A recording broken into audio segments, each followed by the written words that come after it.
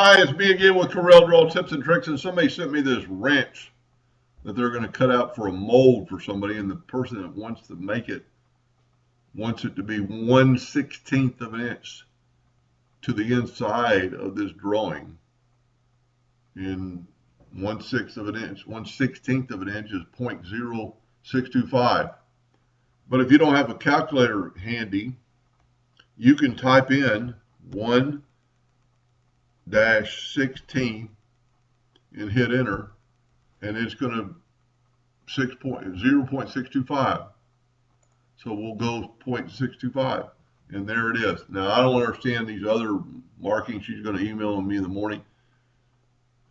Evidently this is like a wrench that'll fit anything you're going to pull her. I mean, this is a big one, smaller, real small, maybe a screwdriver, a beer opener, can opener, different size nuts, screwdriver, whatever, and they're going to pour it. But this, from the drawing, both these boxes are outside the wrench.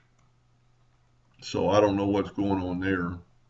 And you've got a little bit of a hiccup here when you're making somebody a mold that maybe needs to be addressed, but that's neither here nor now. So, but you can just type in, and so I did a test to see, make sure my thing did it right. I made a little rectangle that's 0.0625, which is 1/16 of an inch, and it's the same size as my offset. And then of course you would just select the whole thing, go up to arrange and break contour part, and get rid of the outer one. Anyway, I hope that helped them a little bit. Thank you for watching.